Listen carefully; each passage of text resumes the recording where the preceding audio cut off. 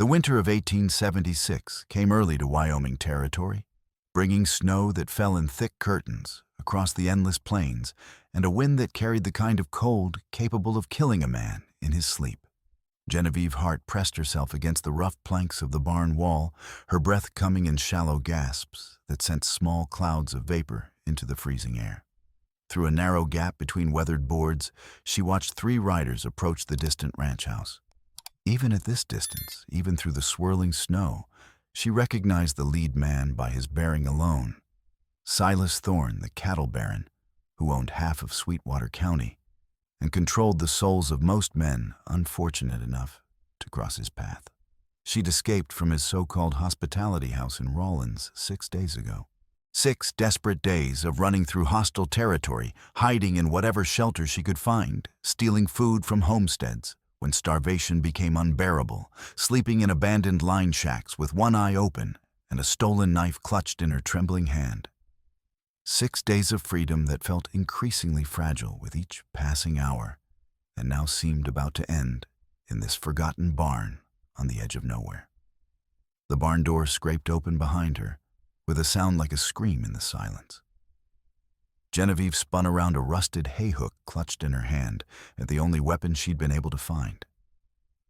Her heart hammered against her ribs so hard she thought it might burst through.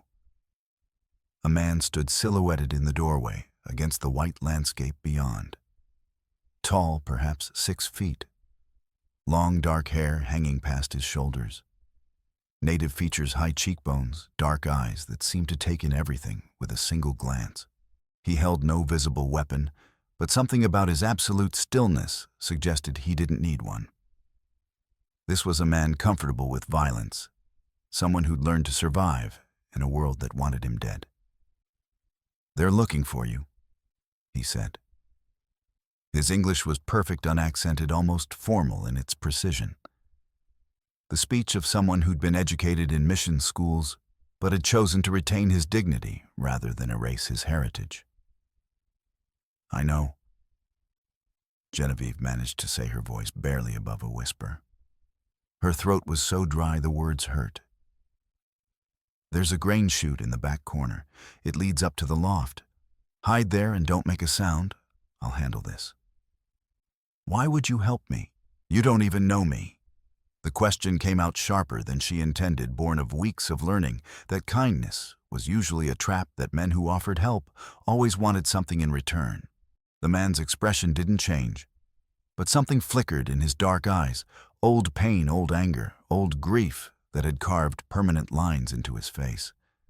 "Because men like Thorne took everything from my people. They took my sister when she was 15 years old. They used her and threw her away like garbage. I found her body 3 months later, frozen in a ditch, trying to walk home." His voice remained steady, but his hands clenched briefly at his sides. "I won't let them take you too. Now move. They're almost here." Genevieve heard Thorne's voice outside, calling to the homesteader in tones that were cultured and educated, and somehow more frightening than any crude threat could have been. This was a man who could order murder with the same casual ease he might order dinner, who wielded power like a scalpel rather than a club. She ran for the grain chute and climbed, her frozen fingers slipping on the rough wood, her body screaming with exhaustion, but driven by pure survival instinct. The loft was dark and cramped, filled with the dusty smell of old hay and mouse droppings. Genevieve wedged herself between 2 massive hay bales and forced herself to breathe slowly, quietly, while her heart tried to hammer its way out of her chest. Below, she heard boots on the wooden floor, multiple sets moving with purpose. Through a gap in the floorboards, she could see shadowy figures moving in the barn's dim interior. "I'm looking for a woman." Thorne's voice drifted up, cultured and dangerous as poisoned wine. Young, perhaps 20 years old, blonde hair, blue eyes. Goes by the name Genevieve Hart. She's property that ran away from a legitimate business establishment. Have you seen anyone matching that description? No one like that has been through here. The native man's voice remained steady, betraying nothing as calm as if he were discussing the weather rather than lying to one of the most dangerous men in the territory. "I'm just passing through myself. Doing repair work for the homesteader in exchange for meals and a warm place to sleep for a few nights.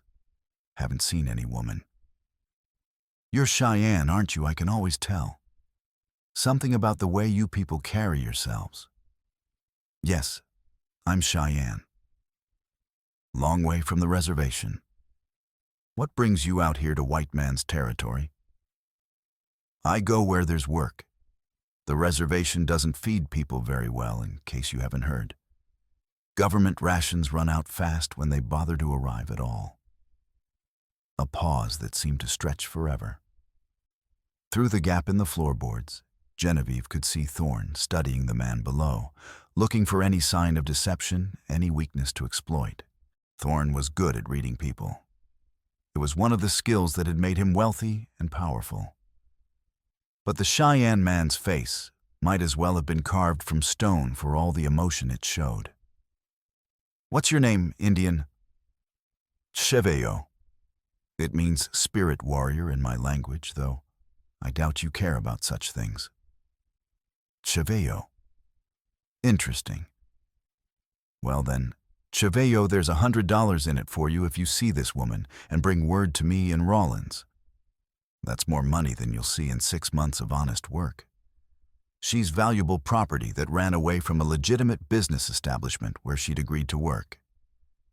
I have every legal right to recover my investment, you understand.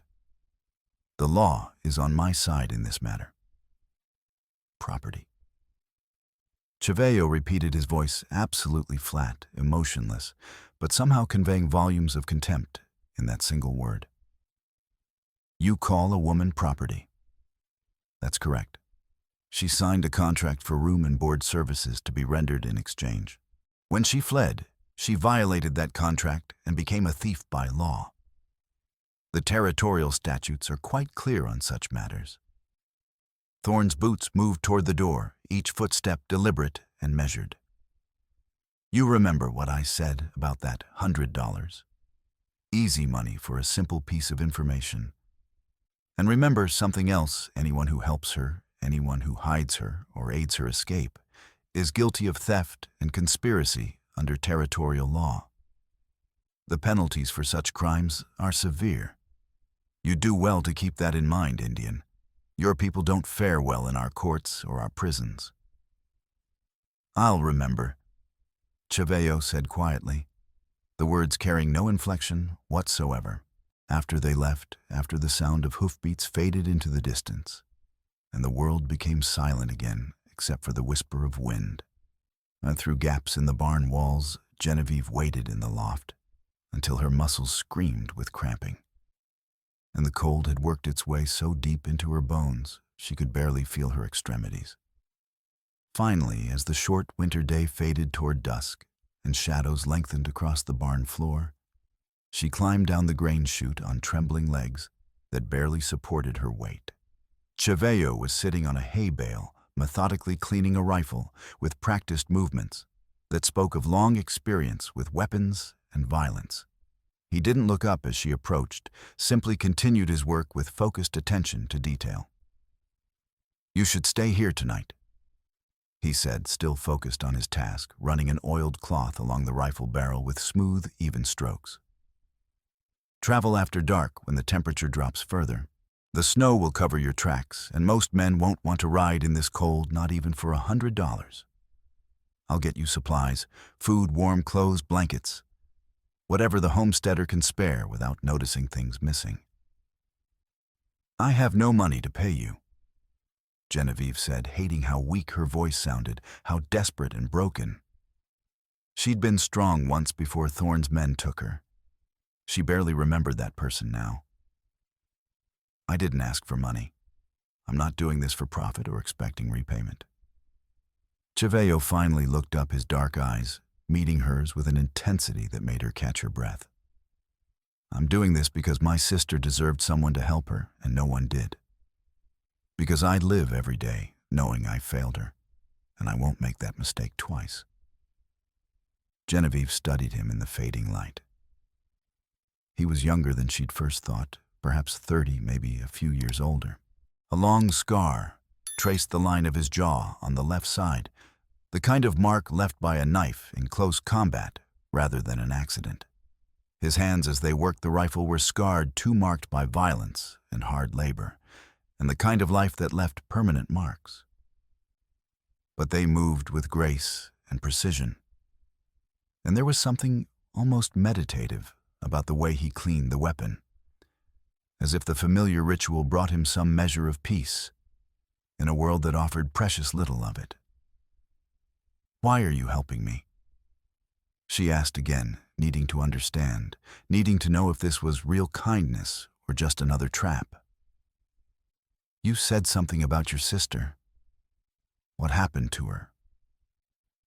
This time, Cheyenne did look up, and the pain in his dark eyes was so raw and immediate, it made Genevieve catch her breath. Her name was Morning Dove. She was 15 years old, beautiful and smart and full of life.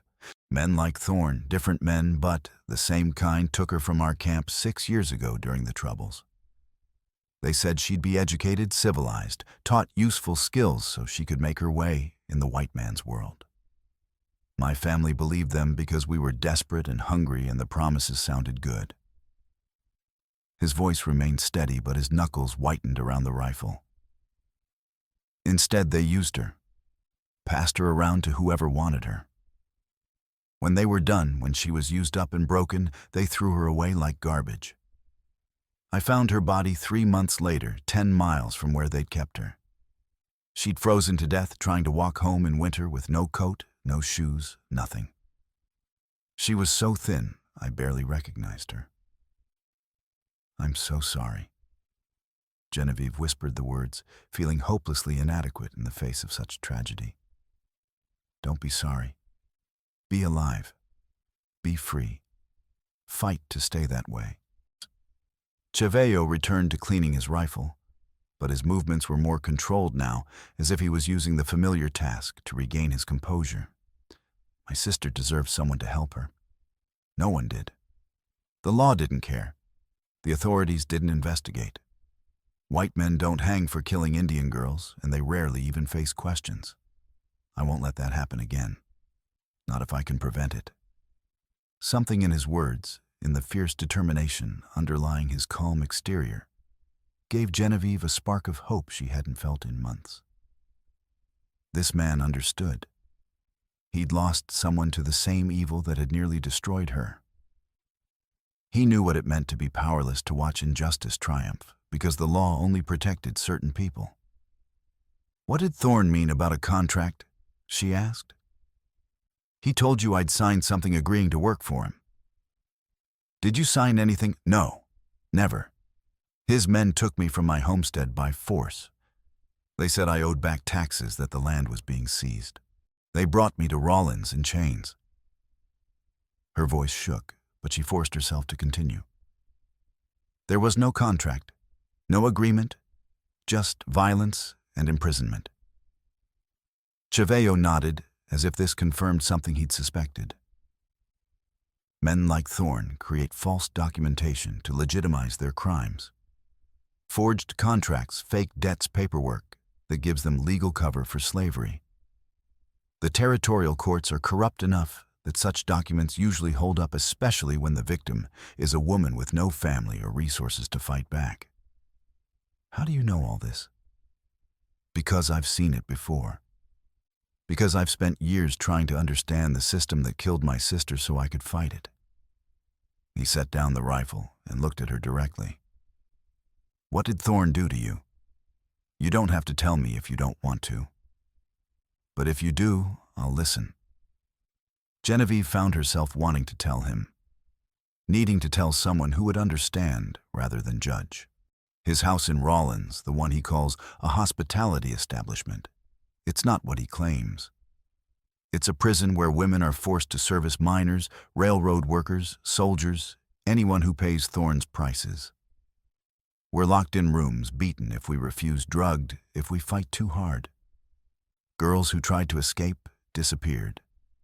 We'd hear stories whispered between rooms, bodies found in the river, bodies found in abandoned mine shafts.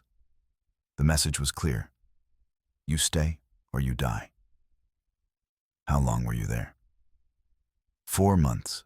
4 months of... She stopped, unable to continue, the memories threatening to overwhelm her. You don't have to explain. I can imagine. Chevelleau's voice was gentle. How did you escape? A client got drunk, passed out before he could touch me. He'd left his knife on the bedside table. I took it, climbed out the window, made my way to the stables. There was a guard. She forced herself to meet Chevelleau's eyes, needing him to know the truth. I killed him, stabbed him in the throat. I can still see his face, still hear the sound he made as he died. I dream about it every night. Good, Chevelleau said quietly, and the single word held no judgment, no horror, just simple acceptance of necessity. Remember it. Remember that you're capable of doing what's necessary to survive. The guilt will fade with time, not completely, but enough. What won't fade is the strength you showed in that moment. That knowledge will keep you alive. Hold on to it.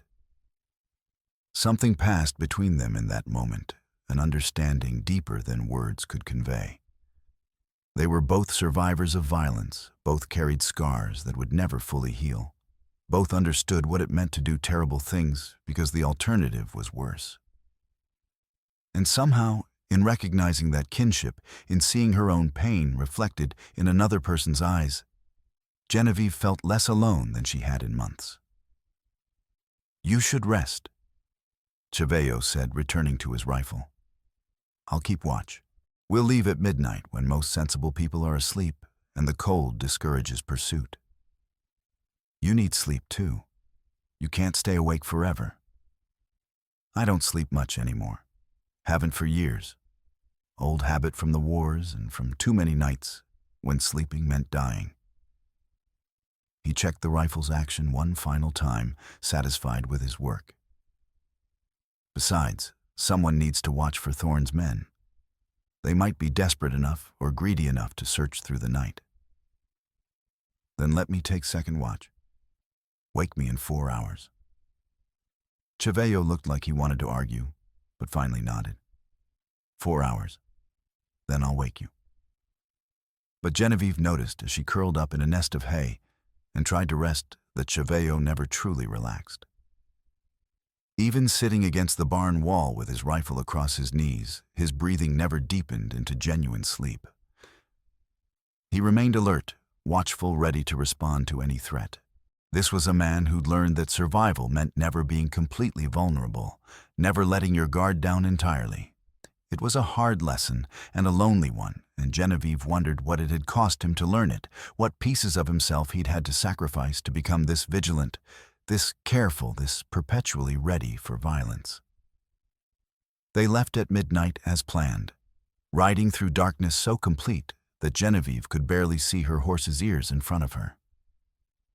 The world became nothing but the crunch of snow under hooves, the whisper of wind, and the occasional sound of Chevelleau's horse ahead of her.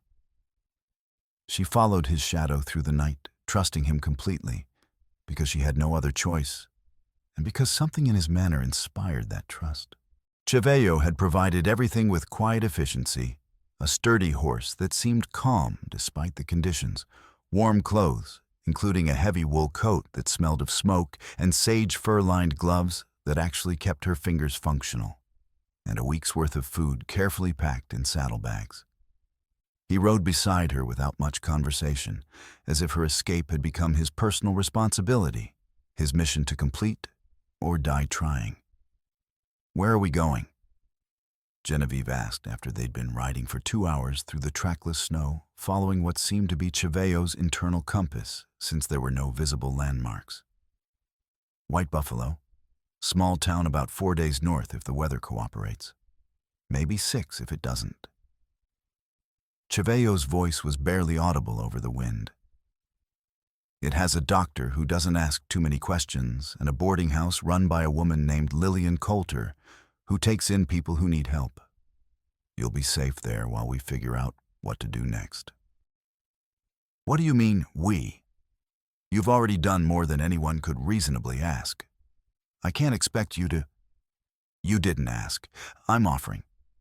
There's a difference." Chevello's voice remained calm, matter-of-fact, as if risking his life for a stranger was the most natural thing in the world. "Besides, Thorn won't stop hunting you. He can't afford to let you go. If word gets out that a woman escaped his operation and lived to tell about it, others might try the same thing.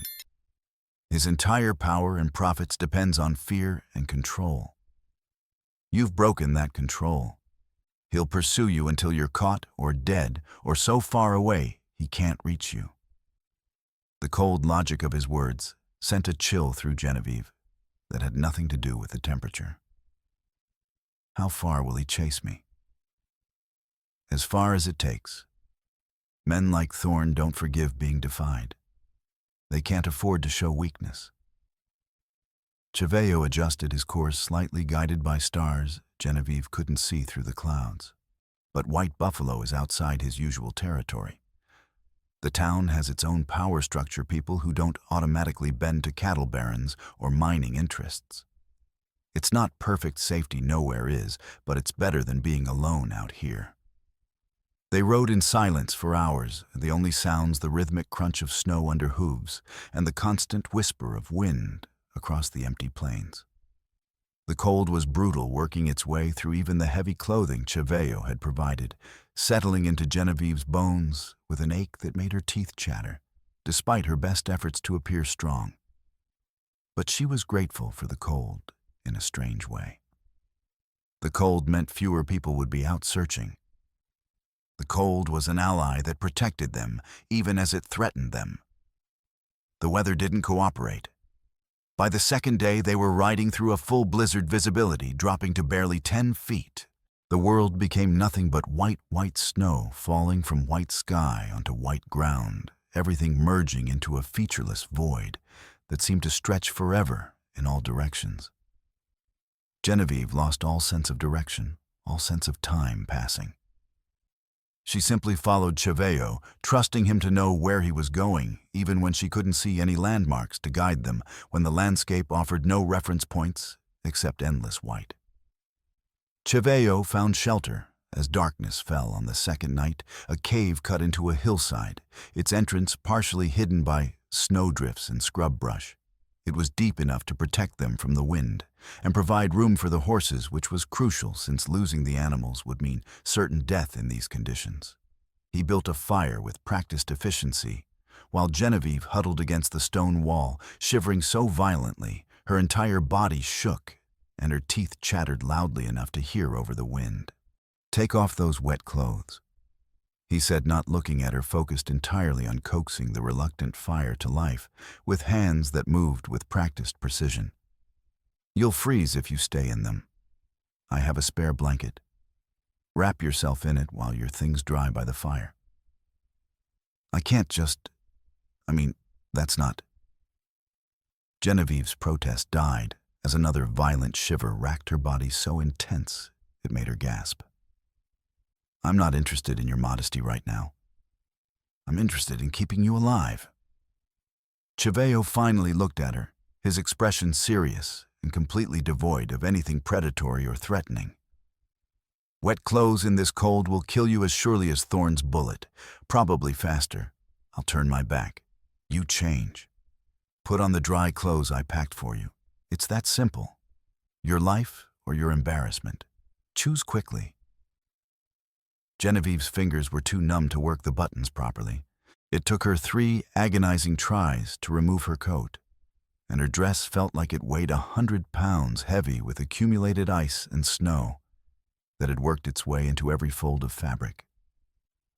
But finally, she managed, fingers fumbling and clumsy, wrapping herself in the rough wool blanket Chevello provided, while he studiously kept his back turned, tending the fire and arranging flat stones to reflect heat back toward their position. When she was covered and decent, he turned and began hanging her clothes near the flames, to dry his movements precise and economical. the actions of someone who'd spent many nights in rough conditions and knew exactly what needed to be done to survive. There was no wasted motion, no hesitation, just efficient competence born of long experience.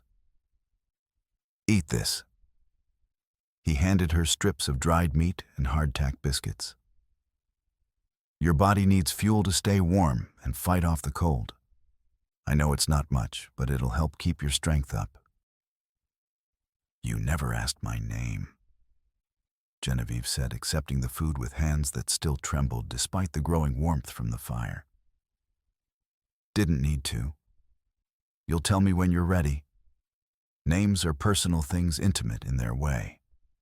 I won't demand yours just because I'm helping you." "It's Genevieve. Genevieve Hart." Cheyenne nodded acknowledgement, settling against the opposite wall of the cave, with his rifle across his knees, in a position that looked relaxed, but allowed for instant response to any threat. "That's a French name. Your people came from back east, originally." "Pennsylvania. Small town outside Philadelphia. My parents brought me west when I was 12.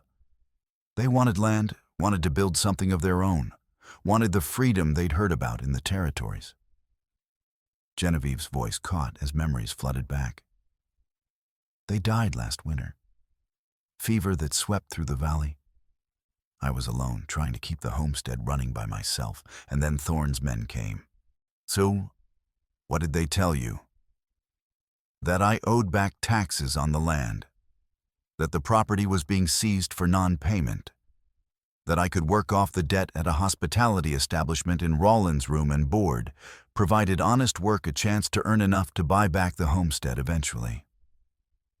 She laughed bitterly, the sound harsh in the confined space. "I was desperate enough and scared enough and stupid enough to believe them. Stupid enough to think they were offering legitimate help rather than a trap." "You weren't stupid. You were desperate and alone and grieving, and they took advantage of that. There's a difference." Chevelleau's voice was gentle despite his usual stoic demeanor. "How long were you there in Rawlins?" 4 months, 123 days. I counted every single one."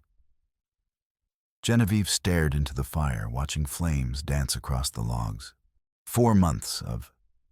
She stopped, unable to continue, the memories threatening to overwhelm her carefully maintained composure. "You don't have to tell me. Not if you don't want to. I won't force you to relive it." But somehow, in the darkness of the cave, with only the firelight between them, with this stranger who'd risked everything to help her and asked for nothing in return, Genevieve found she did want to tell someone. Needed to tell someone who might understand rather than judge. "It's not a hospitality house. That's just what Thorne calls it to make it sound legitimate, to give himself legal cover.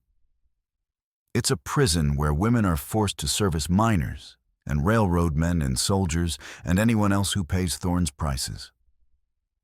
We're locked in rooms at night, beaten if we refuse clients, drugged if we fight too hard or cause too much trouble. Girls who tried to escape disappeared. We'd hear stories whispered between rooms late at night. Bodies found floating in the river. Bodies found in abandoned mine shafts. Bodies that were never identified and never investigated because no one cared about dead whores." Her voice remained steady somehow, clinical, as if she were describing something that happened to someone else rather than lived experience. The message was clear. You stay and survive, or you try to leave and die. Those were the only options. "How did you get out?" "A client got drunk one night, passed out before he could touch me. Blessed luck or divine intervention, I don't know which. He'd left his knife on the bedside table just sitting there, like an invitation. I took it, climbed out the window, second story, nearly broke my ankle landing, and made my way to the stables." She looked directly at Cheyenne, needing him to know the complete truth, needing him to understand what she was capable of. There was a guard. Young man, maybe 20, He saw me, started to call for help.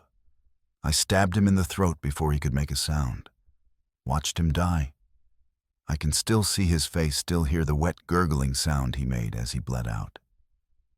I dream about it every single night. Good, Cheyenne said quietly, and the single word held no judgment, no horror, no moral condemnation, just simple acceptance of necessity. Remember it. Remember his face. Remember that you're capable of doing what's necessary to survive. The guilt will fade with time, not completely, it never does, but enough that you can live with it. What won't fade is the strength you showed in that moment. That knowledge will keep you alive when nothing else will. Hold on to it like a weapon. Something profound passed between them in that moment, an understanding deeper than words could convey. They were both survivors of violence, both carried scars that would never fully heal, both understood in their bones what it meant to do terrible things because the alternative was infinitely worse. And somehow, in recognizing that dark kinship, in seeing her own pain and guilt reflected in another person's eyes, Genevieve felt less alone than she had in months. Less broken, less damaged beyond repair. "You should rest now," Cheyenne said, returning to his vigilant watch.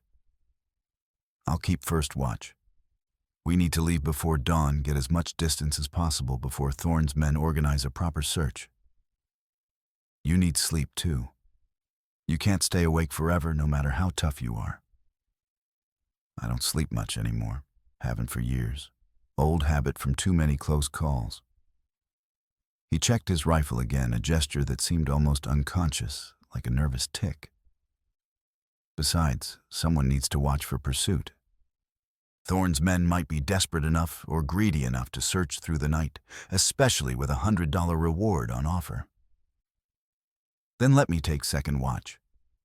Wake me in 4 hours and I'll take over. You need rest as much as I do." Cheyenne looked like he wanted to argue, but finally nodded reluctantly. 4 hours? Then I'll wake you. But if I see or hear anything suspicious before then, we leave immediately. No debate." Agreed. But as Genevieve curled up in the blankets and drifted toward exhausted sleep, she noticed that Cheyenne never truly relaxed his guard. Even sitting against the cave wall in what should have been a restful position, his breathing never deepened into genuine sleep. His hand remained on his rifle. His eyes continued to scan the cave entrance and the darkness beyond. This was a man who learned through bitter experience that survival meant never being completely vulnerable, never letting your guard down entirely, never trusting that safety would last. It was a hard lesson and a lonely one. And Genevieve wondered what terrible experiences had taught him this vigilance, what he'd lost by learning to never truly rest. On the third day, as they descended from the foothills toward the river valley, they encountered the Sweetwater River cutting across their path. Even from half a mile away, Genevieve could see it spelled trouble. The river ran swift and dark, choked with chunks of ice ranging from fist-sized pieces to massive slabs the size of wagons swollen with early snowmelt despite the frigid temperatures. The water looked deadly, and the normal fording points would be completely impassable in these conditions. "We have to cross here," Cheyenne said, studying the current with obvious concern, his experienced eyes calculating risks and possibilities. "There's an established ford 2 days south of here, but Thorne's men will definitely be watching it. Anyone fleeing north from Rawlins would naturally head for that crossing point. This way, where the crossing looks impossible, they won't expect anyone to be foolish enough to try. That's because crossing here is suicide," Genevieve said flatly, staring at the churning water with growing dread. "Yes, which is precisely why we're doing it. Thorne's men think like normal people. They won't imagine someone desperate enough to attempt this crossing." Cheyenne dismounted and walked to the river's edge, testing the depth with a long branch he'd cut from a nearby cottonwood tree. The water's moving fast, but it's not as deep as it looks deceptive. 3 feet in most places, maybe 4 in the deepest channel. The current is the real danger in the cold. The cold will be worse than anything else. Worse than the current or the ice. I can't swim well, Genevieve admitted, hating how the confession made her sound weak and helpless. I nearly drowned as a child. I've been afraid of deep water ever since. You won't need to swim if everything goes according to plan. The horses will do the actual work. They're strong animals and they're trained for river crossings. But if you fall, and there's a real possibility you will, with all this ice, don't fight the current. That's the fatal mistake most people make. They panic and try to swim directly to shore, exhausting themselves, fighting against thousands of tons of moving water. Instead, let the current carry you downstream while you work gradually slowly toward the bank. Angle across instead of fighting straight across. Save your strength for the final push. Do you understand what I'm telling you? Genevieve nodded, her mouth too dry to speak, her heart already hammering with anticipatory terror.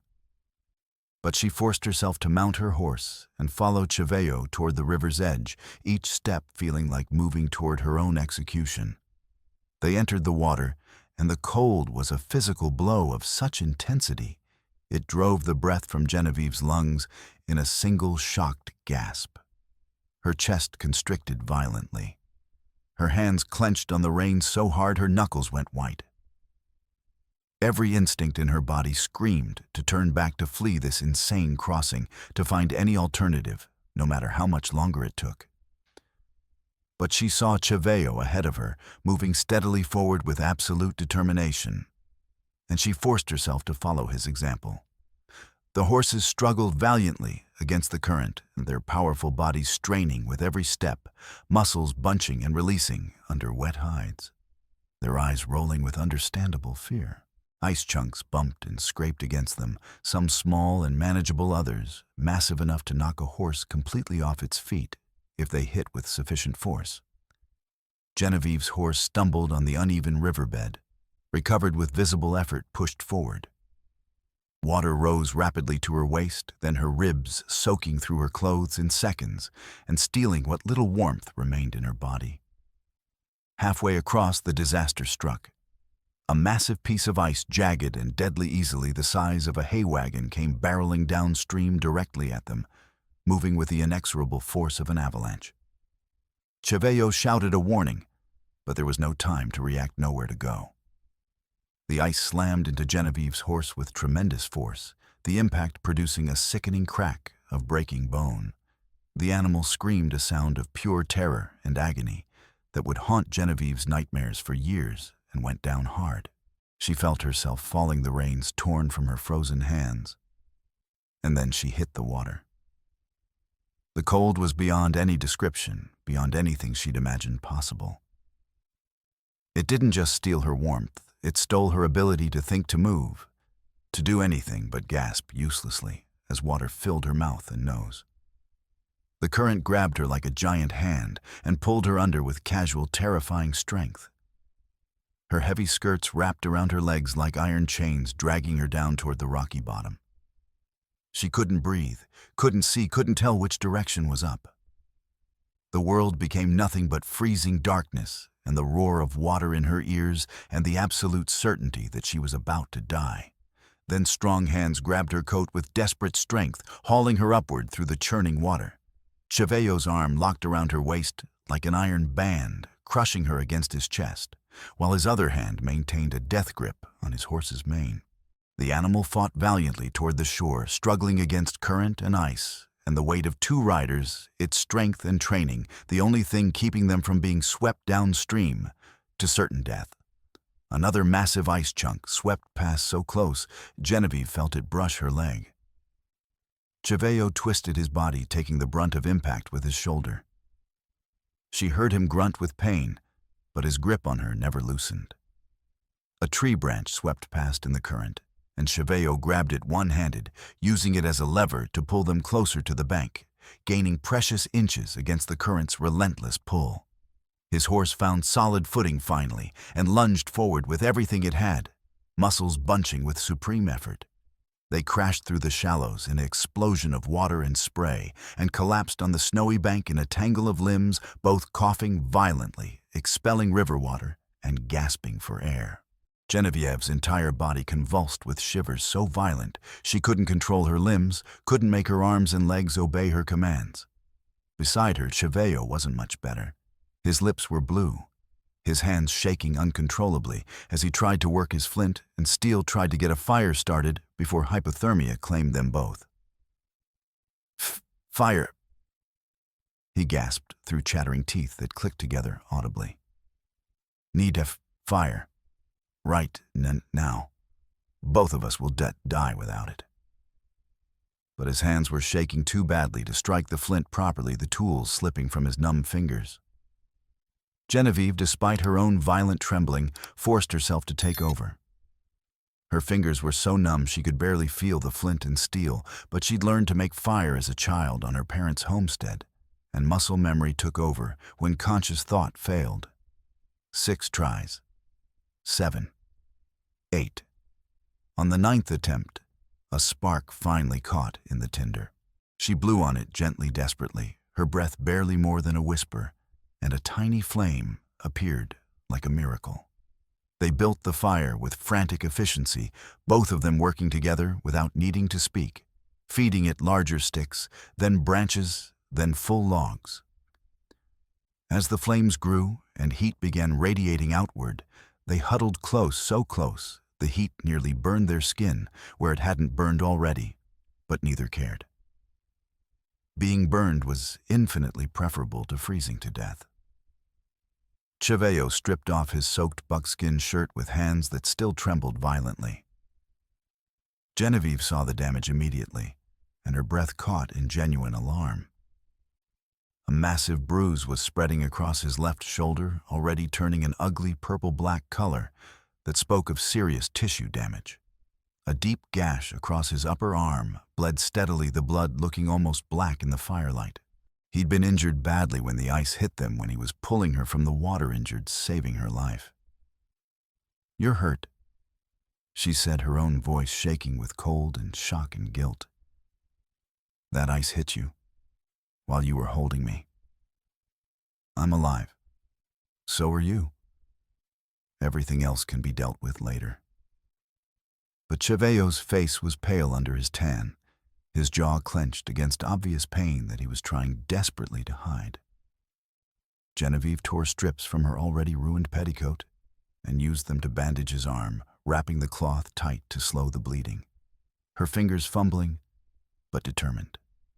Her hands brushed his skin as she worked, cold as marble but alive, vital, strong, despite the injury. She could feel his pulse under her fingertips, fast but steady proof that he'd survived.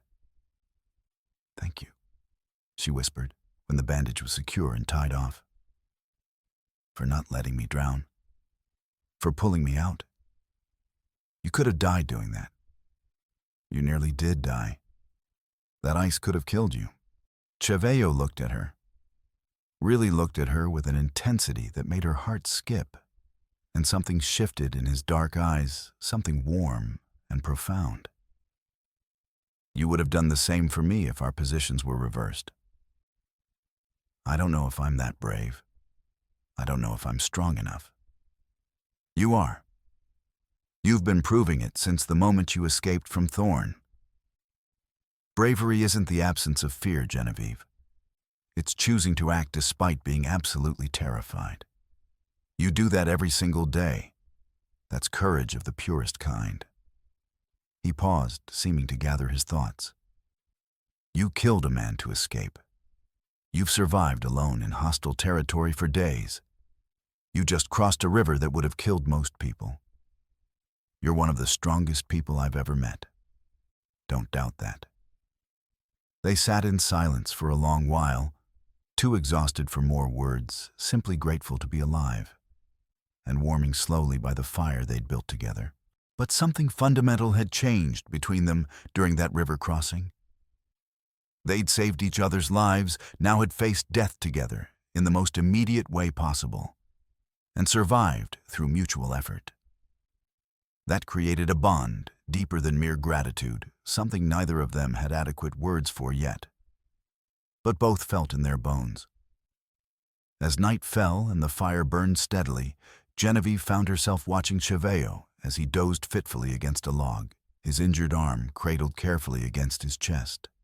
He'd risked everything for her, a stranger, a white woman, someone who most people in his position would have turned away or even turned in for the substantial reward money Thorne had offered. Instead, he'd chosen kindness over profit, chosen justice over safety, chosen to help someone who desperately needed it, despite the personal cost. She wondered what kind of man did that. What kind of strength it took to remain fundamentally good in a world that rewarded cruelty and punished compassion. What it cost him internally to keep fighting for others when his own people had been so brutally wronged by the society she came from. She didn't have complete answers, but she knew with sudden and absolute certainty that she wanted to learn them, wanted to understand this complicated man who'd saved her life multiple times and asked for nothing in return. Wanted to know what made him laugh, what gave him hope in dark times, what dreams he still dared to have. In a world that seemed specifically designed to crush people like them. The fire crackled and sent up sparks that disappeared into the night sky. Cheyenne's breathing deepened slightly, though even in sleep his body remained somewhat tense, ready to wake at the slightest suspicious sound. Always vigilant, always prepared for violence, never truly at rest. Tomorrow they'd continue toward White Buffalo. Tomorrow would bring new dangers, new challenges, possibly new attempts by Thorne's men to recapture her. But tonight, for this fragile moment, they were alive and safe and together. It was enough. It had to be enough. They reached White Buffalo late on the 6th day, 2 days behind Cheyenne's original estimate due to the river crossing and the time needed for his injuries to stabilize enough for travel. The town was small, maybe 300 residents, at most a single main street, lined with false front buildings that looked like they'd been constructed hastily during some long-ago boom and never properly replaced. But it had what Cheyenne had promised: a doctor's office, with a hand-painted sign swinging in the wind, and a boarding house with clean windows and steady smoke rising from its chimney. Dr. Elijah Boyle turned out to be a thin man in his 50s, with intelligent gray eyes behind wire-rimmed spectacles and careful, precise hands that spoke of long surgical experience. He examined Cheyenne's shoulder in focused silence, his expression growing progressively more concerned as he worked gently probing the extensive bruising. "This is seriously damaged. The muscle is badly bruised, possibly partially torn. You're fortunate nothing actually broke, but you need significant rest. Real rest, not just a day or two before you're back on a horse. That arm needs at least 2 weeks of minimal use to heal properly, possibly 3. Even then, you'll have reduced mobility and strength for a month or more after that.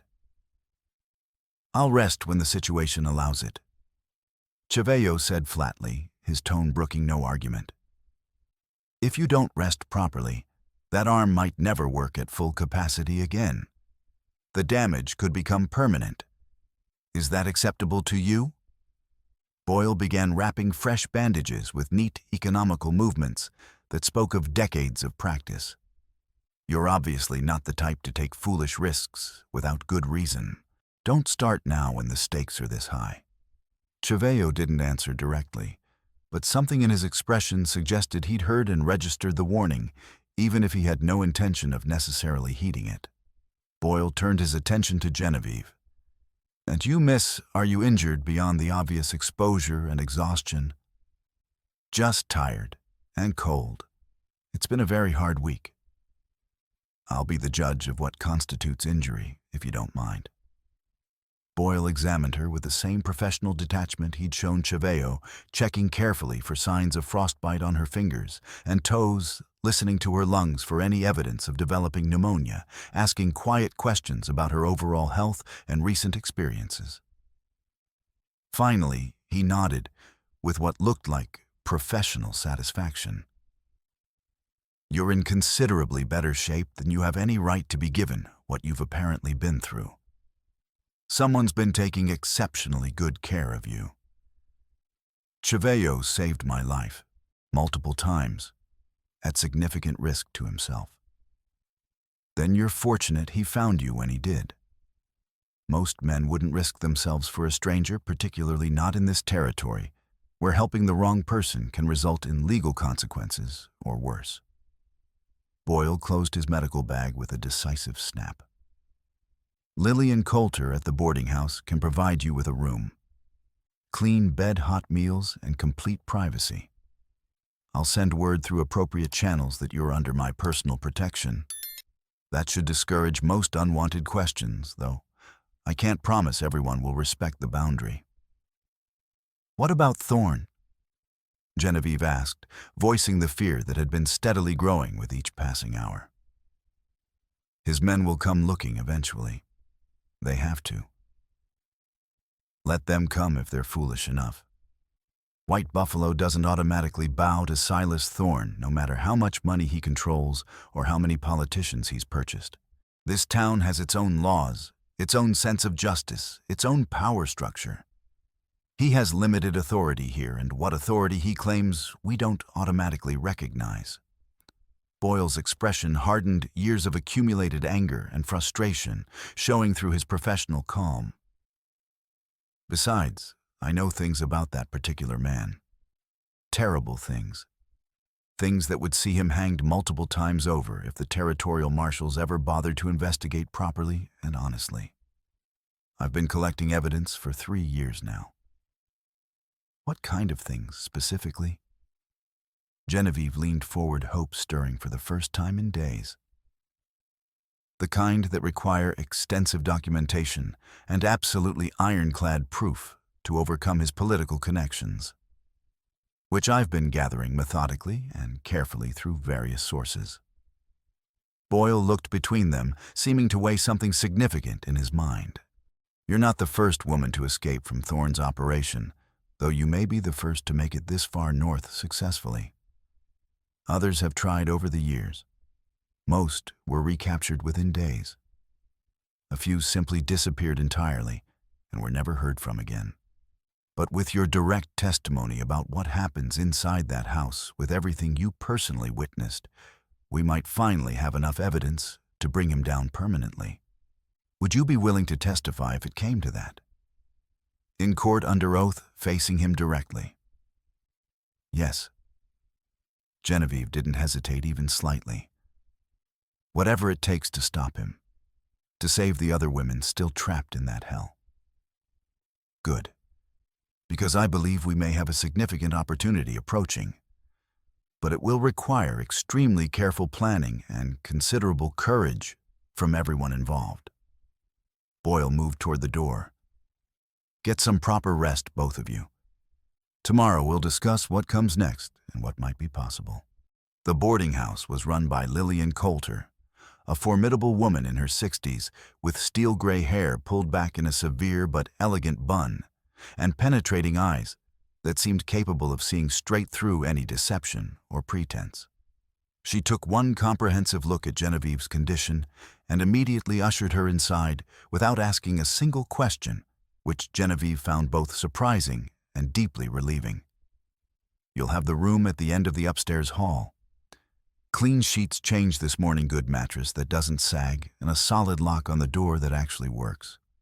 Hot water for bathing is heating in the kitchen right now. I'll bring it up in 2 trips. Lillian's voice was brisk and businesslike, but not unkind. Stay as long as you need to recover properly.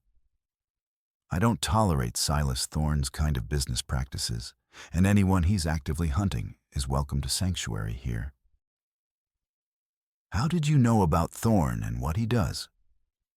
Genevieve asked, surprised by the woman's immediate understanding. Child, I've lived in this territory for 40 years. I know every piece of significant dirt on every powerful man within 300 miles. Thorne's operation is among the worst I've encountered, but sadly not the only evil being perpetrated out here. Women like you need sanctuary, and I've made it my personal mission to provide it when I can. That's all there is to it. Genevieve felt tears prick her eyes, the first she'd allowed herself since initially escaping Rawlins. Thank you. I don't know how I'll ever adequately repay you for this kindness. You'll repay me by surviving, by continuing to live and refusing to let men like Thorn win ultimately, by healing and eventually helping other women in similar situations if you can. Lillian's stern expression softened almost imperceptibly. Now go upstairs, clean yourself up properly, and rest. You look half dead and you need proper recovery time. That night, in an actual bed with clean sheets for the first time in months, Genevieve slept 14 hours straight without interruption. No nightmares disturbed her rest, despite everything she'd been through. No sounds of pursuit woke her in panic. Just deep, healing sleep in a room with a locked door and a fierce woman downstairs who'd promised safety and seemed entirely capable of delivering on that promise. When she finally woke, it was to afternoon sunlight streaming through lace curtains and the absolutely wonderful smell of fresh bread baking somewhere below, drifting up through the floorboards. For a single perfect moment, a brief, precious instant, Genevieve let herself believe she might actually be genuinely safe for the first time since Thorn's men had taken her. She found Cheveo, Dr. Boyle, and Lillian around the large dining table when she came downstairs, along with two men she didn't recognize. One appeared to be in his 40s, graying attractively at the temples, with sharp, intelligent eyes and permanent ink stains on his fingers that marked him as someone who worked extensively with writing or telegraphs. The other man was clearly native Lakota, if Genevieve's limited ability to distinguish between tribes was accurate, younger than Cheveo by perhaps 5 years, with the unmistakable bearing of a trained warrior and a long hunting knife prominently displayed at his belt. Genevieve. Boyle gestured formally to the newcomers. This is Jack Brennan, who operates the telegraph office here in White Buffalo, and Gray Wolf, who works as a professional tracker and scout throughout the territory. They've both been actively helping me investigate Thorn's various operations for the past year or so.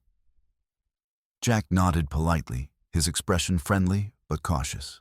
Gray Wolf simply studied her with dark, carefully unreadable eyes that seemed to take in everything about her in a single, comprehensive glance. We've been discussing your specific situation, Boyle continued, and Thorn's larger plans more generally. What Jack has discovered through his telegraph monitoring is deeply troubling and suggests something significant is developing. Jack pulled out a substantial stack of papers covered in dense handwritten notes and what appeared to be decoded messages. Thorn's been sending regular coded telegraph messages to someone in Rawlins, a deputy named Carter, who's apparently on his payroll. I've been working on breaking their code for several months now. Most of it's still partially gibberish to me, but I've pieced together enough fragments to understand they're planning something substantial. What kind of something specifically? Genevieve asked, sitting down at the table with growing concern. A dam. Major construction project about 20 miles north of here, located in a narrow canyon that's geographically ideal for such a structure. Thorn's building it, using prison labor convicts he's essentially purchased through systematic bribes to territorial officials who control such things. When the dam is complete, he'll control water rights for this entire valley. Any rancher or farmer who doesn't pay his extortion prices for water access will lose everything within a single season. That's completely illegal under territorial law, Genevieve protested. Of course it is.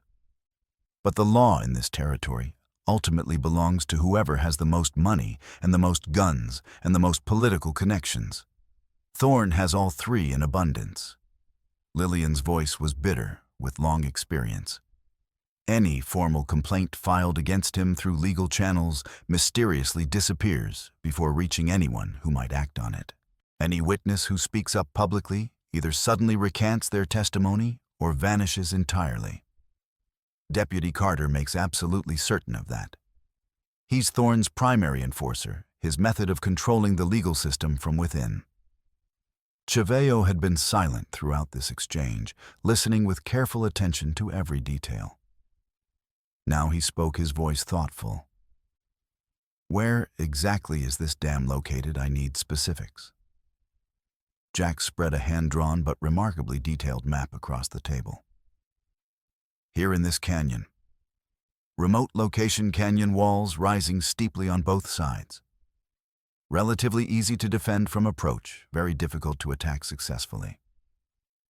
Based on my intelligence, Thorne currently has approximately 30 men working the site, mix of armed guards, convict laborers, and a few legitimate engineers who probably don't fully understand what they're involved in.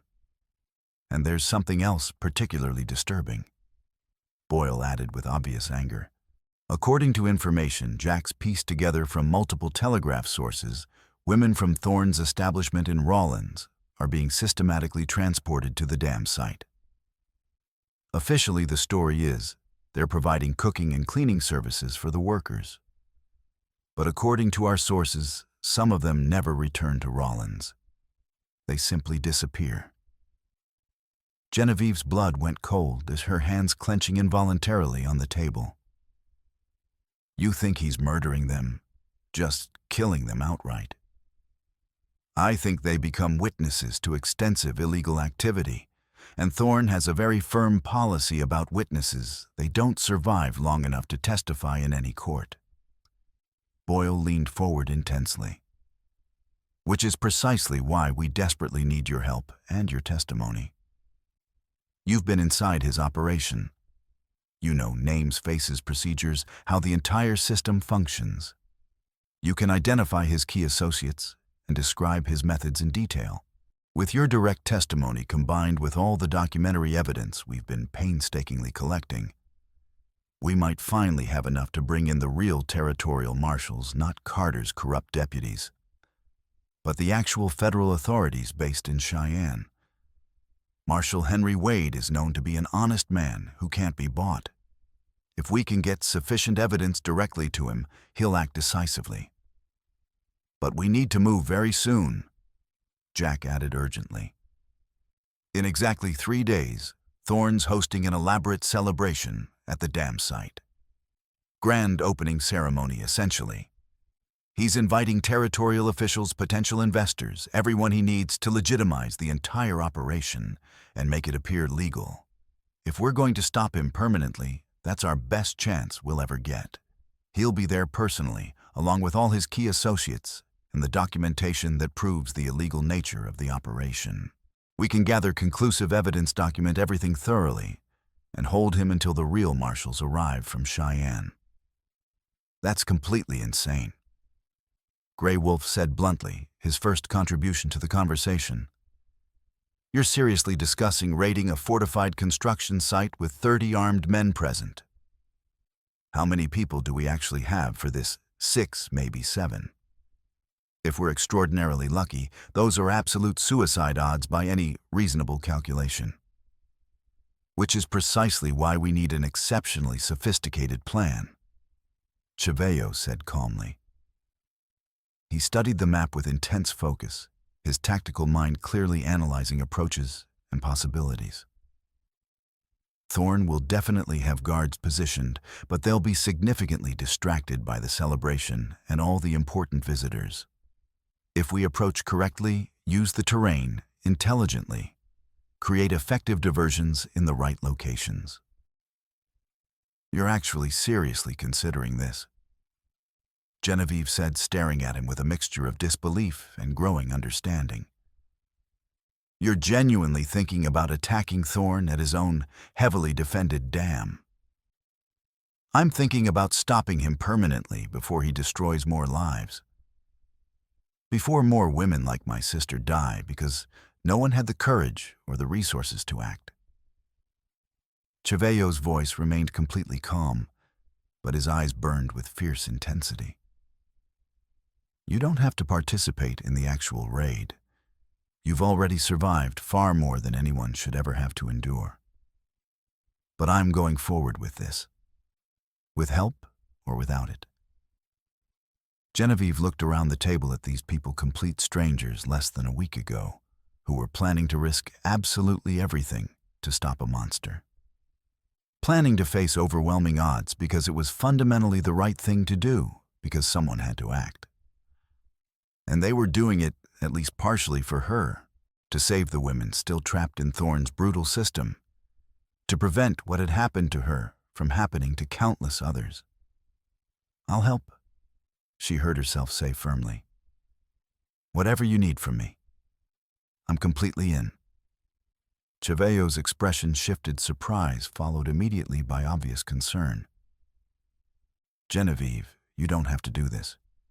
You've already—" "Yes, I do have to. Those women in that damn camp are me 6 days ago. They're every woman Thorne has systematically destroyed.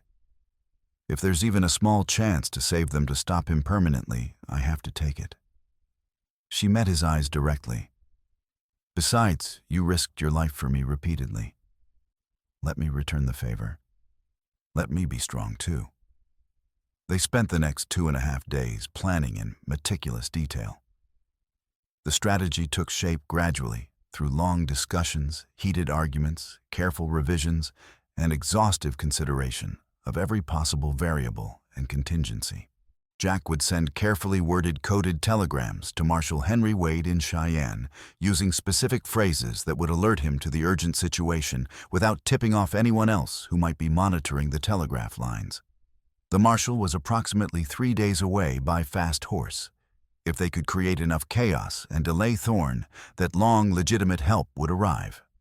Grey Wolf and Chevello would scout the dam site, extensively documenting precise guard positions, identifying structural weaknesses, finding the optimal approach routes through difficult terrain. Grey Wolf's legendary tracking skills, combined with Chevello's military tactical experience, made them the logical choice for reconnaissance despite Chevello's injured shoulder. Dr. Boyle would prepare comprehensive medical supplies and establish a field hospital at a safe distance from the action. He'd also compile all his accumulated evidence against Thorne into a portable leather case that could be handed directly to Marshal Wade. Lillian would remain in White Buffalo, providing alibis, if needed, serving as a secure communication hub, and preparing to receive and care for the rescued women who would need immediate shelter and medical attention. Jack and Boyle would create a diversion, setting fire to a hay storage facility about 3 miles from the dam site to draw off guards and create confusion about where the actual threat was coming from. That left the question of Genevieve's role and the core assault team. Initially, the others wanted her to remain safely in town, with Lillian protected far from any violence. She refused, absolutely. "I know Thorne's operations intimately. I can identify his key people on site. I can find the women prisoners and get them to safety quickly." She kept her voice steady despite her genuine fear. "You need me there on site. You'll be in serious danger," Chevello said quietly during a private conversation after one particularly heated planning session. "Thorne wants you dead specifically. If he sees you before we can secure him, then I'll make absolutely certain he doesn't see me until it's far too late for him to react." Genevieve touched his uninjured arm gently.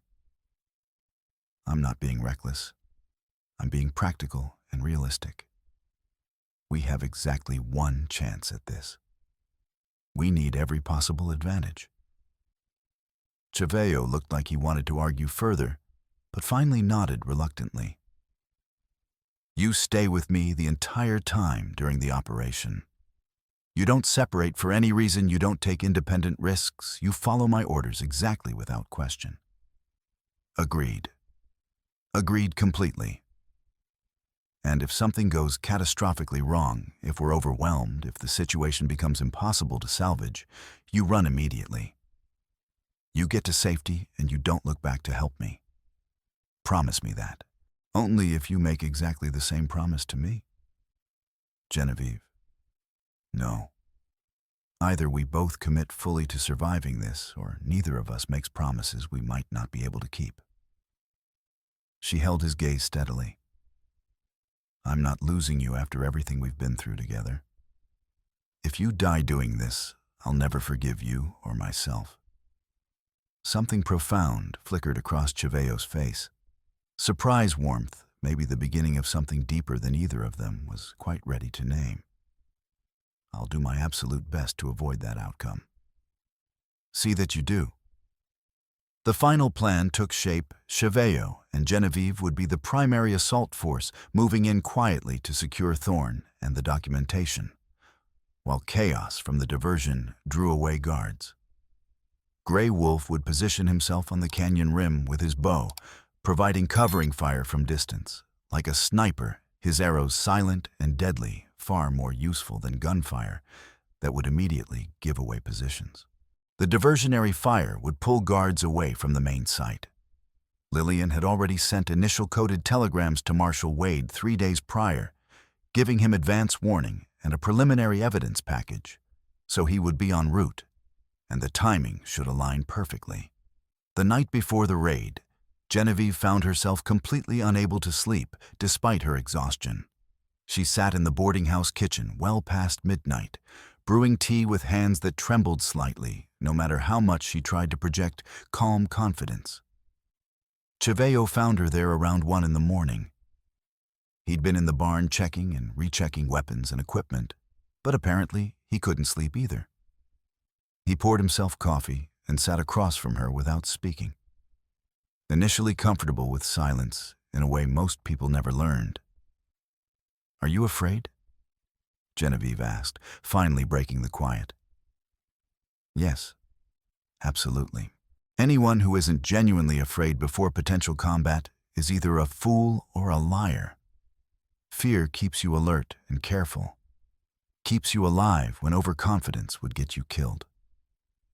What if we fail? What if Thorne wins despite everything? Then we'll have tried with everything we had. That's more than most people can honestly say. It's certainly more than I could say about my sister when she needed help." Chevelle's hands wrapped around his coffee cup. "I let her down completely. I wasn't there when she desperately needed me. I won't make that same mistake again if I can possibly avoid it." "You can't save everyone, Chevelle. Sometimes people die despite our absolute best efforts. I know that intellectually, but I can save someone. Maybe that partially makes up for the ones I couldn't save. Maybe it doesn't and nothing ever will. Either way, I have to try. I have to do something." Genevieve reached across the table and took his hand, feeling the warmth and strength in his fingers. "Whatever happens tomorrow, I want you to know something important.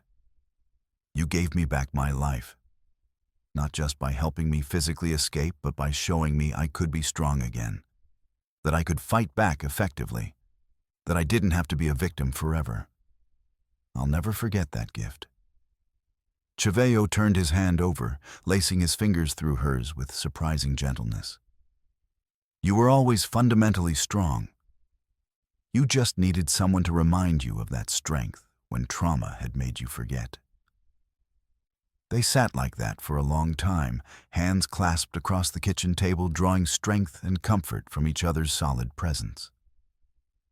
Outside, the wind picked up steadily rattling shutters and moaning around corners, with a sound like distant voices. Inside, the fire crackled softly in the stove, providing warmth and a sense of temporary safety. Finally, as the kitchen clock chimed 2 in the morning, Chevelle spoke again, quietly. "If we both survive this, if we somehow make it through intact, what happens then? Have you thought about that?" "I don't know honestly," Genevieve admitted. "I haven't let myself think that far ahead. It feels like tempting fate. What do you want to happen?" "I want to know you better, to understand who you really are, without constantly running from danger, without violence hanging over us every moment. Just as people learning who we are when we're not fighting desperately for our lives." He paused, seeming uncertain for the first time. "Is that foolish? Is it stupid to plan for a future that might not come?" "No, It's hopeful, and hope is possibly the bravest thing we can have right now in this situation. Cheveo stood slowly still, holding her hand, and drew her gently to her feet. They stood close together in the dim kitchen, and Genevieve could feel his warmth radiating smell, the scent of leather and smoke and sage that clung to his clothes and skin. "May I kiss you?"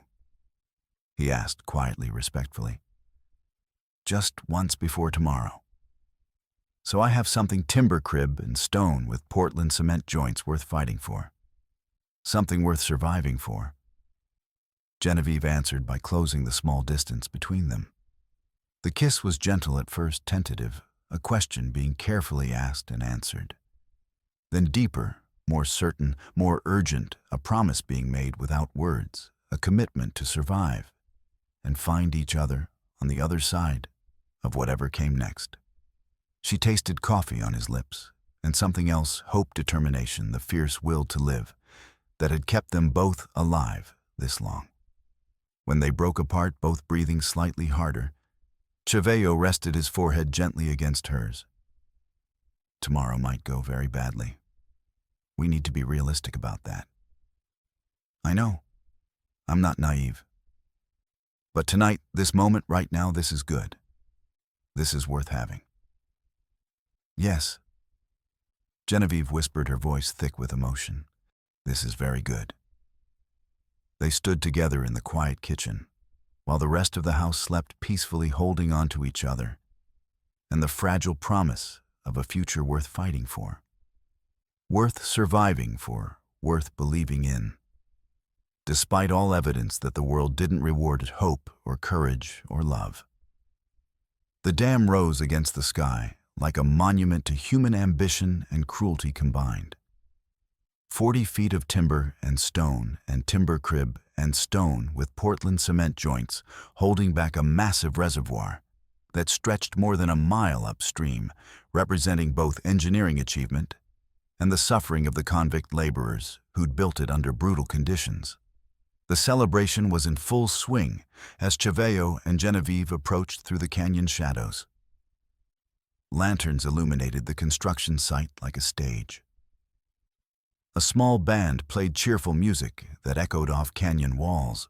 Well-dressed men, territorial officials, investors, politicians drank expensive whiskey and congratulated each other on their shrewd business acumen while standing on a structure built by slaves. Cheveo and Grey Wolf had spent the previous day and night scouting every approach, every guard position, every structural weakness. Grey Wolf was now positioned on the canyon rim 500 yards away, virtually invisible with clear sight lines to the entire site. From there, he could provide covering fire with his bow. Silent, deadly, far more tactically useful than gunfire that would immediately reveal positions and bring every guard running. Jack and Dr. Boyle had executed their diversion perfectly 20 minutes earlier, a massive fire at a hay storage facility 3 miles south. Half of Thorne's guards had immediately ridden off to investigate, thinking it might be sabotage by rival ranchers or an accidental threat to valuable winter feed. The remaining guards were distracted by the celebration and the important visitors requiring protection. Cheveo moved like smoke through the shadows, his injured shoulder bound tightly and manageable through sheer force of will, despite the pain he was clearly suppressing. Genevieve followed exactly as he'd taught her, staying low, moving during noise that covered sound, freezing absolutely still during silence. They reached the workers' barracks, a crude wooden structure on the site's periphery, and slipped inside through a rear entrance Cheveo had identified during reconnaissance.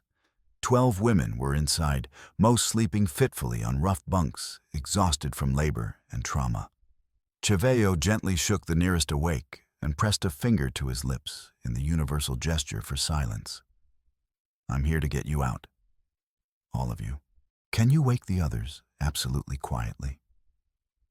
The woman, maybe 19, with hollow eyes that had seen too much, stared at him for a long moment, as if he might be a hallucination or a cruel trick. Then she nodded and began moving between bunks, shaking women awake with urgent whispers. Within 3 minutes, all 12 were conscious, and following Cheveux and Genevieve toward the rear exit, moving with the desperate silence of people who understood their lives depended on absolute quiet. They almost made it cleanly. A guard rounded the corner of the barracks, saw the group of escaping women, and opened his mouth to shout an alarm that would bring everyone running. Grey Wolf's arrow took him precisely in the throat before sound could emerge. He dropped silently, clutching uselessly at the shaft. But another guard 30 yards away had seen the first man fall. He raised his rifle and fired a shot that echoed across the canyon like thunder, shattering the festive atmosphere instantly. The celebration erupted into chaos. "Run!" Cheveux shoved the women urgently toward the canyon trail where Boyle was waiting with horses. "Follow the path north. There are horses and help waiting. Go."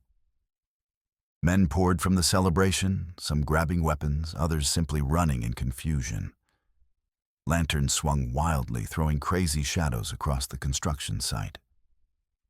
Someone rang an alarm bell with frantic urgency.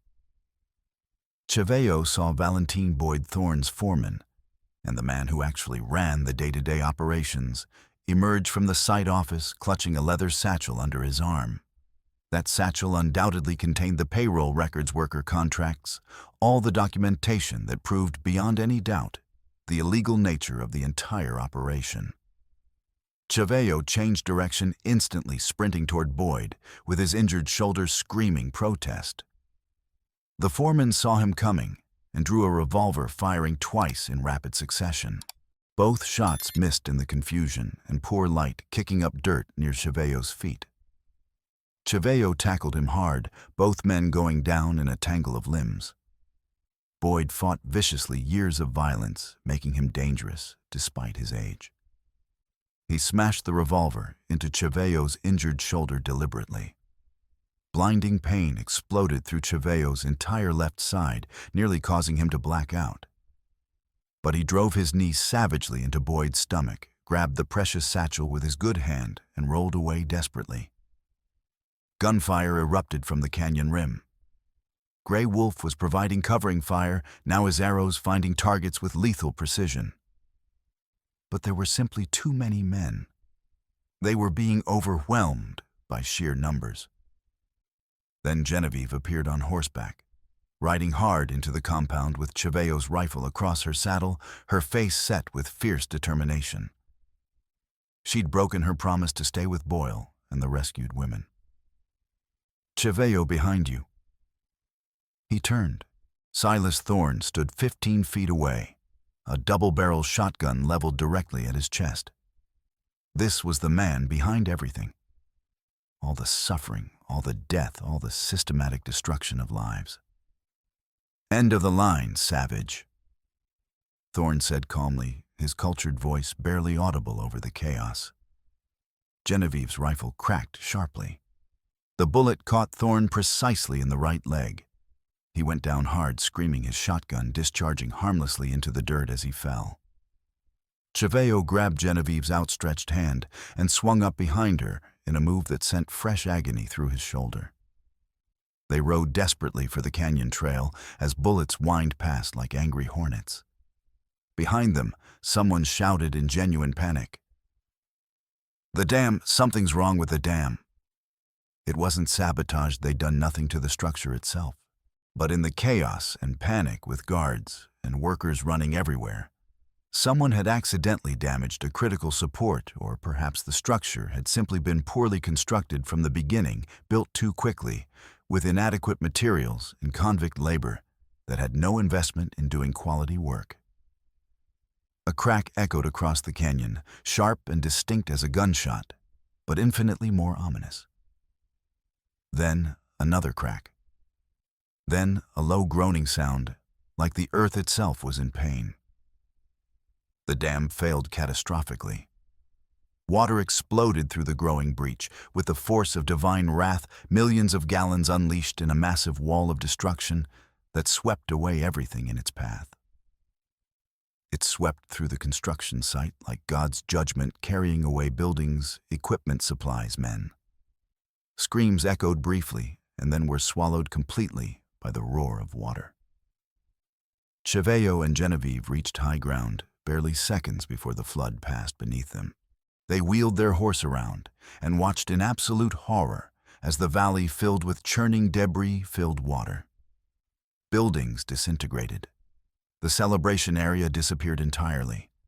Men who'd been standing there moments ago simply vanished into the churning chaos. "My God," Genevieve whispered, her voice barely audible over the diminishing roar. "All those people. Thorn caused this." Cheyenne said, his own voice shaken by what they were witnessing. His greed, his criminal shortcuts, his shoddy construction using forced labor. This is entirely his doing. This is his monument. Gray Wolf reached them minutes later, breathing hard from his sprint down from the canyon rim. "The women are safe. Boyle has them. But we need to leave immediately right now before anyone organizes a proper pursuit. Some of Thorn's men survived, and they'll be coming." They rode hard through the night, putting distance between themselves and the catastrophe. Behind them, the sounds of the flood slowly faded, replaced by the more distant sounds of men shouting and searching desperately for survivors in the darkness. By dawn, they'd covered 15 miles. They stopped in a sheltered canyon to rest the horses and assess the situation. Cheyenne's shoulder was bleeding again, the bandage completely soaked through with fresh blood. His face was gray with pain and exhaustion. "You need medical attention immediately," Genevieve said, examining the wound with growing alarm. "This is getting infected. We need to get you back to Dr. Boyle." "After we're certain Thorn is handled," Cheyenne said stubbornly. "We have his foreman's records. We have witness testimony from the rescued women. But if Thorn himself survived and escapes—" "He didn't escape," a new voice said. They spun around. Deputy Carter stood at the canyon entrance, his badge catching the early morning light. He held a rifle pointed casually in their direction. Genevieve's blood turned to ice. Carter was Thorn's man, his enforcer, his method of controlling the legal system. This was exactly what Boyle had warned about. "Thorn's dead." Carter continued walking slowly closer. "Found his body a mile downstream. Drowned, looks like. Very tragic accident." His smile was cold and utterly without mercy. "Which means the only people who need handling are the ones who caused this disaster. You two attacked a legitimate construction project, created chaos that led to multiple deaths.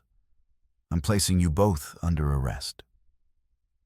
"That's not what happened," Genevieve protested. Thorn was a legitimate businessman conducting legal operations. You're a runaway whore, and he's a criminal Indian who helped you." Carter's rifle centered on Cheyenne. "Maybe I should just save the territory the cost of a trial. Easier if you both died resisting arrest." "I wouldn't recommend that course of action, Deputy." A new group of riders appeared at the other end of the canyon. 6 men, all wearing federal marshal badges that caught the rising sun. The lead rider was a stern-looking man in his 60s, with steel-gray hair and eyes that had seen everything. "Marshal Wade." Carter said, his confidence faltering slightly. "This is territorial jurisdiction. I'm handling—" "You're handling nothing, Carter. We've been investigating you and Thorn for 6 months, based on information from multiple sources." Wade dismounted slowly, his hand resting on his revolver. "We have telegraphs you sent, records of bribes you accepted, testimony from witnesses you intimidated. You're finished." "That's ridiculous. I'm a sworn deputy." "You're a criminal in a badge. There's a difference." Wade gestured, and 2 of his men moved forward. "Deputy Samuel Carter, you're under arrest for corruption conspiracy accessory to kidnapping and trafficking, and about 15 other charges we'll detail when you're in custody. You have the right to remain silent, though I doubt you will." Carter's face went from confident to pale to desperate in the space of seconds. His hand moved toward his revolver in what might have been either surrender or a suicidal draw. "Don't," Wade said quietly. "I've wanted to shoot you for months. Don't give me legal justification." Carter slowly raised his hands, recognizing he had no options left. Wade's men disarmed him efficiently and bound his hands. Wade turned to Cheveo and Genevieve. "You two did good work. Dangerous work, possibly reckless work, but good work nonetheless. Those women you rescued are giving detailed testimony. The documents you secured prove everything we suspected. Thorne's entire operation is finished." "What about the dam collapse?" Genevieve asked. "All those deaths." "Thorne's responsibility. Investigation will show shoddy construction, illegal labor practices, inadequate safety measures. The survivors are already providing testimony that supports that conclusion." Wade looked at Cheveo specifically. "You need medical attention. That shoulder looks bad. Dr. Boyle can treat it? Then let's get you back to White Buffalo. You've earned rest and safety." Wade paused. "There'll be questions, probably a formal inquest. But you're not facing charges. You're witnesses and possibly heroes depending on how the political winds blow. The aftermath took weeks to fully resolve. Thorne's body was indeed found 3 miles downstream, drowned in the flood his own negligence had caused. Valentine Boyd survived, but faced overwhelming evidence, and chose to turn state's witness against the entire organization in exchange for a reduced sentence. Deputy Carter was convicted of 17 separate charges and sentenced to 20 years hard labor in the territorial prison. The women rescued from the dam site gave comprehensive testimony that corroborated every detail of Genevieve's account. Thorne's hospitality establishment in Rawlins was raided by federal marshals and shut down permanently. 23 more women were freed from conditions that were officially documented as slavery in all but name. The trial became territorial news covered extensively by newspapers throughout Wyoming and surrounding territories. Genevieve testified for 3 full days, recounting every terrible detail of her captivity and escape. It was exhausting and humiliating, forcing her to relive trauma in a public courtroom. But it was also necessary. When it was finally over, the judge personally thanked her for her courage and strength. Cheveo stayed in White Buffalo during all the legal proceedings. His shoulder healed slowly under Dr. Boyle's careful treatment. But the injury had been severe enough that he would always have reduced mobility and strength in that arm, a permanent reminder of the price he'd paid to help a stranger. On a warm morning in late spring, 3 months after the dam collapse, Genevieve found Cheveo at the boarding house preparing to leave. His belongings were packed in saddlebags. "You're leaving," she said. It wasn't a question. "Contract work. Guiding a survey party for a mining syndicate west into the mountains. 6 weeks, maybe 2 months." He turned to face her fully. "But I'll come back, if you want me to." "I want you to. Very much." Cheveo crossed to her and took both her hands in his. "Genevieve, I need you to understand something clearly. My life isn't settled or stable. I move where the work is because that's how I survive. I don't have land or steady prospects or wealth. I'm Cheyenne in a territory that doesn't always welcome my people, and probably never will. I can't offer you the kind of security most women expect. I don't want conventional security. I want truth and honesty and partnership. And you're the most truthful, most honest person I've ever known." She stepped closer. "Cheveo, you saved my life in every way that matters. But more than that, you showed me I could save myself. You gave me back my strength when I thought it was gone forever.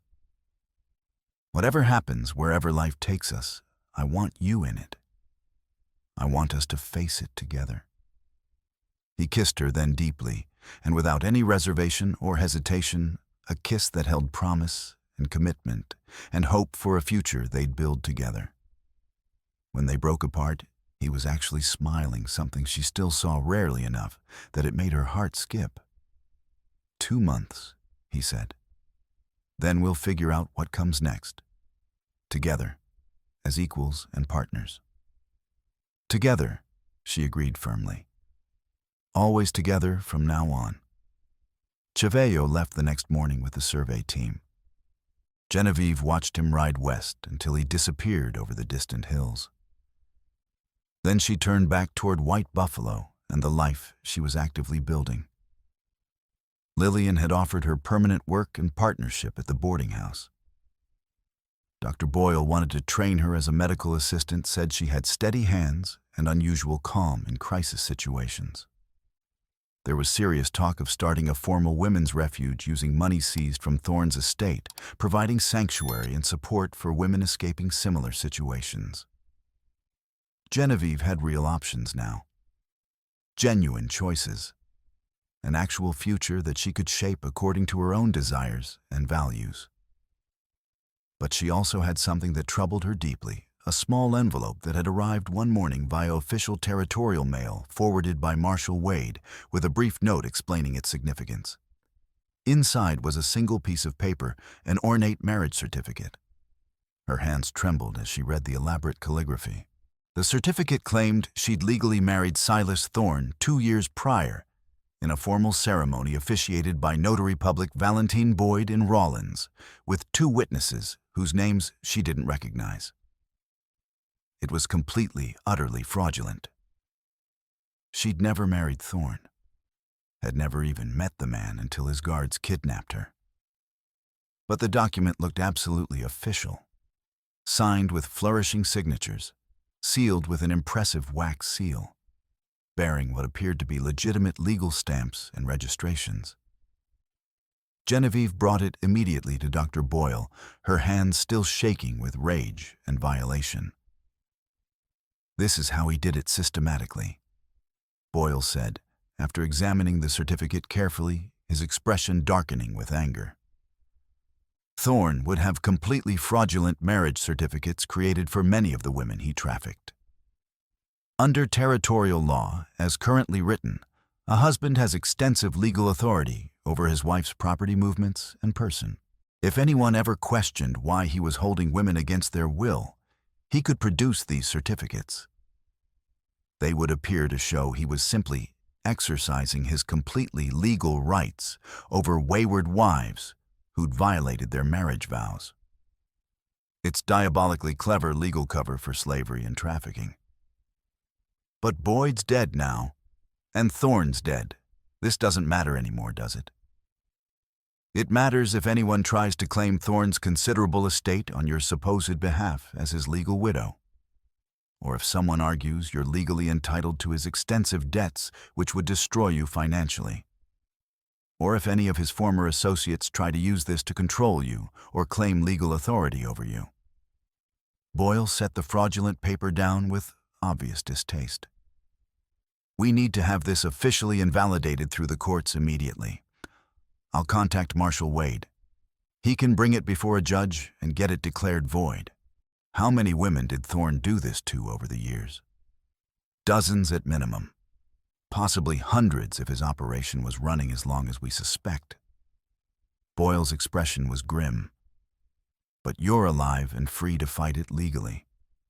Many women weren't anywhere near that fortunate. Some probably still don't know these fake certificates exist and might surface years later to cause problems. The legal battle to invalidate the fraudulent marriage certificate took another 6 weeks. A territorial judge, a different one from Carter's trial, brought in specifically to handle Thorne's estate matters and ensure no conflicts of interest, reviewed all the evidence thoroughly and ruled the certificate completely invalid and fraudulent. Genevieve was declared to have absolutely no legal connection whatsoever to Silas Thorne, living or dead. It should have felt like victory, like closure, like the final piece of justice. But that night, Genevieve dreamed of the dam breaking of water, sweeping men away, screaming of Thorne's face as he drowned of all the death and violence that had been necessary to achieve freedom. She woke, gasping, her nightgown soaked with sweat despite the cool night air. Lillian found her in the kitchen at 3 a.m, brewing tea with hands that shook no matter how much she tried to control them. "The dreams will fade eventually," Lillian said with the certainty of experience, sitting down across from her. "Not completely, they never disappear entirely, but enough that you can live with them, enough that they don't control you." "How do you know?" "Because I have my own nightmares from my own traumas. My husband died in the war. I watched him bleed out slowly in our kitchen after he came home with a gut wound that was beyond any doctor's ability to treat. For years afterward, I saw it every single time I closed my eyes." Lillian poured 2 cups of tea, but eventually, very gradually, the dreams became less frequent, the memories less sharp and overwhelming. You learn to carry the weight of what you've survived. You don't forget you shouldn't forget, but you learn to live with it. "I don't want to just carry this weight forever. I want to forget it entirely. I want to be who I was before." You can't forget, and you can't go back to who you were. That person doesn't exist anymore. Lillian's voice was gentle but firm. What happened to you, what you survived, and what you did to survive, that's permanently part of who you are now.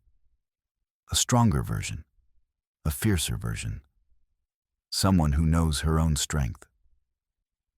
She touched Genevieve's hand. "The question isn't whether you'll carry this weight. You will. The question is what you'll build with the strength you gained from learning to carry it."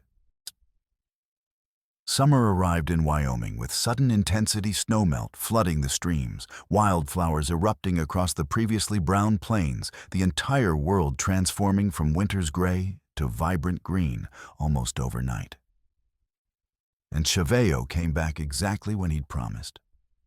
Genevieve was hanging laundry in the boarding house's side yard when she saw him riding up the street.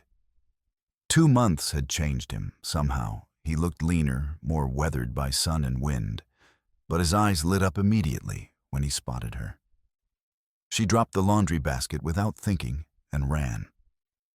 They met in the middle of the dusty street, completely ignoring the curious looks from townspeople. Cheyenne dismounted smoothly and caught her as she threw her arms around his neck. They stood there holding each other tightly, saying nothing because words felt completely inadequate. "I kept my promise," he said finally, his voice rough with emotion. 2 months. I came back.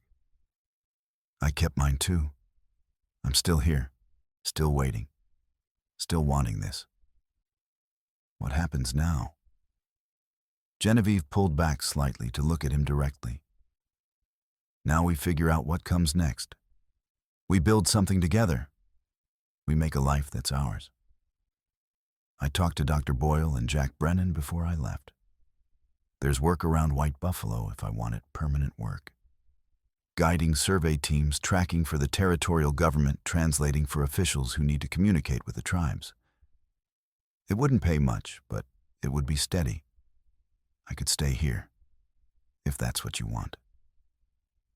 What do you want? Genevieve asked, needing to know his true feelings. I want to wake up every morning knowing where you are. I want to build something that lasts longer than the next job. I want to learn what peace actually feels like.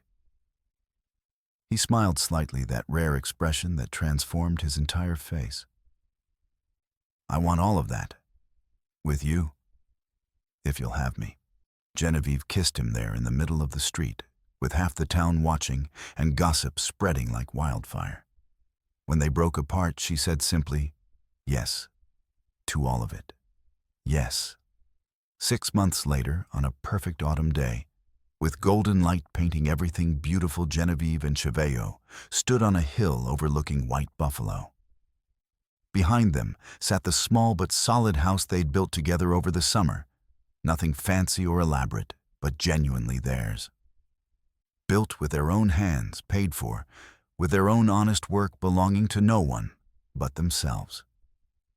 Do you ever regret it? Cheveo asked, his arm around her shoulders. Staying here instead of going back east, where you came from, starting completely fresh, where absolutely no one knows your history. Never. Not once. Genevieve leaned into his warmth. This is home now. These people fought beside us. They're family in the ways that actually matter. Besides, running away would mean Thorne won in some fundamental way. He tried to break me, to reduce me to property. By staying, by building a real life here, I prove he failed completely. He did fail. You're one of the strongest people I've ever known. We're strong. Together. That's the important part. Down in the valley below, lights began appearing in windows as dusk approached. Smoke rose from chimneys. The sounds of ordinary peaceful life drifted up, children playing and laughing, dogs barking, someone practicing fiddle with more enthusiasm than skill. It was peaceful. Normal. Everything Genevieve had thought she'd lost forever when Thorne's men took her. But she'd learned something profound through all the violence and fear and struggle. You could lose absolutely everything and still rebuild. You could be broken and still heal. You could face impossible odds and still win. And sometimes, often, the life you built from complete ruins was actually stronger and more meaningful than anything that came before. She'd survived Silas Thorne. She'd escaped his prison and helped bring down his entire criminal empire. She'd testified and fought and won her freedom on her own terms. But more than that, far more important, she'd found something she hadn't even been looking for: a true partnership built on mutual respect, shared trauma that created understanding rather than division, and the quiet certainty that they were fundamentally stronger together than either could ever be apart. Cheveo took her hand, lacing their fingers together. Ready to go home? Genevieve smiled, squeezing his hand. I'm already home. They walked down the hill together as the sun set over Wyoming territory, painting the sky in brilliant shades of gold and crimson and purple. Tomorrow would inevitably bring its own challenges. There was always work to do, always small battles to fight, always people who needed help. But tonight was for peace, for gratitude, for the simple miracle of surviving and then choosing to truly live rather than merely exist. Behind them, the past receded slowly into shadow and memory. Ahead, the future glowed with genuine possibility. Though their bond felt certain, both of them knew the territory's laws and customs could turn against a marriage across blood and nation. They would move carefully, seeking a pastor and witnesses willing to stand with them before the law.